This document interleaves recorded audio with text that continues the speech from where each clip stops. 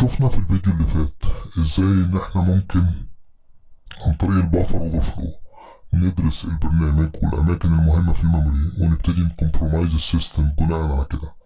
وشفنا ازاي نعمل اكسبلويت صغير، بس البرنامج اللي استخدمناه اللي هو الابيليتي سيرفر هو برنامج مخصوص لكده، يعني برنامج هو اوريدي معمول فور تيستنج. الحين هوريكم برنامج تاني اسمه ابيليتي سيرفر، والبرنامج ده مصاب بالبافر اوفر فلو، وهطلب منكم ان انتوا تعملوا نفس الاتاك ده، اكسبت ان السكريبت هيكون مختلف شويه. خليني اوريكم شكل السكريبت ايه.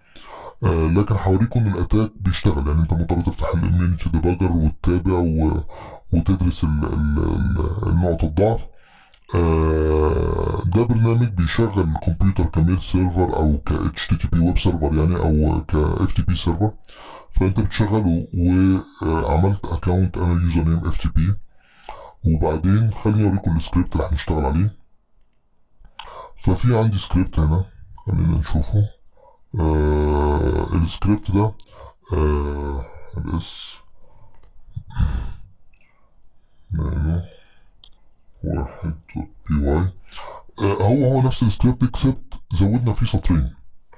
زودت السطر ده هو برضه مش هنزود، انا عامل داونلود من على الانترنت. لكن اللي هيحصل ان انت لما هتكونكت على الكمبيوتر ده، كونكت الاي بي والبورت، وطبعا بورت 21 ان انا مشغل الاف تي بي، والاف تي بي باي ديفولت بيفتح بورت 21. لو كنت مشغل مثلا الاتش تي بي تكونكت على بورت 80. طبعا بما انه الاف تي بي سيرفر بيبقى عليه باسورد، فلما هتفتح هتحاول تكونكت هيطلب منك اليوزر نيم والباسورد. فالامر اللي بعد كده بيحط يوزر نيم اف تي بي وباسورد اف تي بي. تمام. وبعدين بعد ما عملنا الاناليسيس بتاعنا اكتشفنا ان بعد 965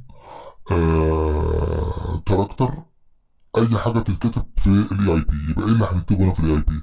انا صح كتب دلوقتي 42، لكن هنعملها ريبليسمنت بايه؟ هنعملها ريبليسمنت بالجامب بي اس بي.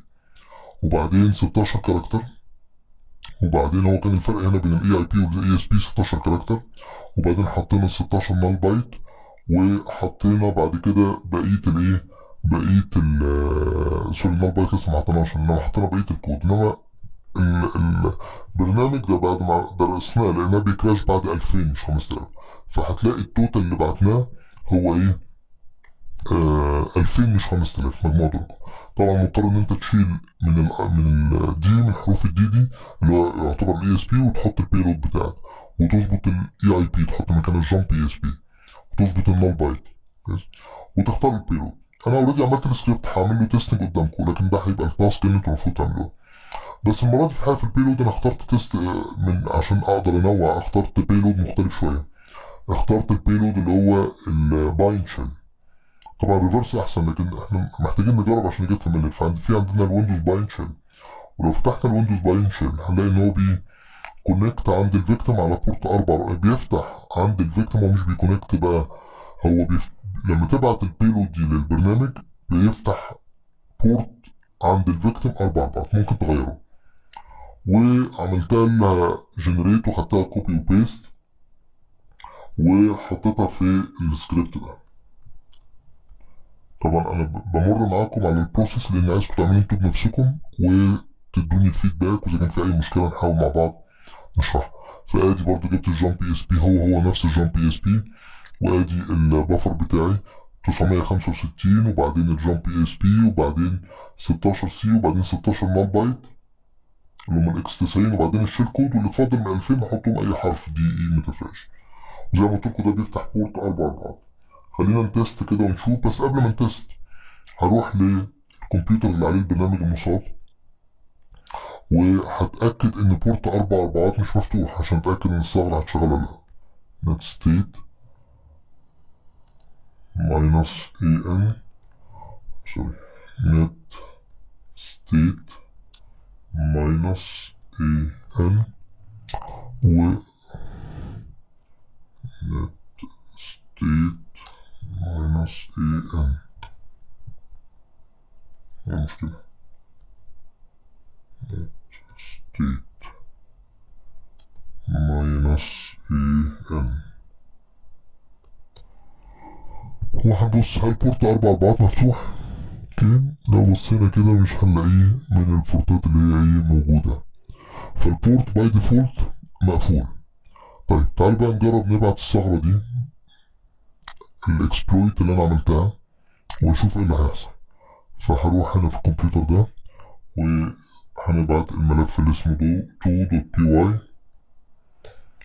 بعت، ونروح بقى نشوف هل فعلا البورت اتفتح ولا ما اتفتحش. ادي الكمبيوتر بتاعي، نكتب الكوماند ده تاني، net state -al، وهنشوف هل بورت 4 مفتوح ولا لأ. ممتاز، يبقى فعلا الاكسبلويت نجح وفتح البورت. طب انا فتح البورت، هعمل بيه البورت مفتوح عند الفيكتيم ماشين، تكونكت عليه. اوكي، فنستخدم نت كات اللي احنا استخدمناها في المثال اللي فات عشان يفتح بورت، هو كمان ممكن يستخدم عشان يكونكت على الاوبن بورت 192.168.95.137، والبورت اللي هو كام؟ 4 1 2 3 4، وكده كونكت على الفيكتيم. يبقى ادي ابلكيشن تاني مصاب، ده ابلكيشن برودكشن يعني موجود في السوق، ممكن تنساه، ودي فيرجن اقدم من معالجوها في الفيرجن الجديد، انما الكونسيبت والمبدا ده اللي مطلوب في الفيديو ده. قدرت اعمل لها بيلود. انا عايزكم بقى تمشوا بنفس الخطوات اللي عملناها في السيناريو اللي فاتت على البرنامج ده، وفي الفيديو الجاي هديكوا برنامج تالت. كل ما اتدربت على البفر اوفر كل ده هيكسبك مهاره في مسألة دراسة الميموري، وازاي تقدر تعمل اكسبلويت تستخدمها على اي برنامج، لان الاكسبلويت اللي احنا عملناه دلوقتي اي كمبيوتر دلوقتي عليه ابيليتي سيرفر اقدر ان انا اعمل له كومبرومايزيشن باستخدام السكريبت اللي انا عملته ده، بس مجرد ان انا اغير الاي بي بتاعي. في الفيديو الجاي هعرض لكم برنامج ممكن برضو تستوا عليه، برضو هو فور تيستنج، و لو في اي ملاحظات اي شيء ما كانش واضح ارجوكم بلغوني، وانا هحاول اعمل عنه يعني مور اكسبلانيشن ومور ديمونستريشن. شكرا لكم.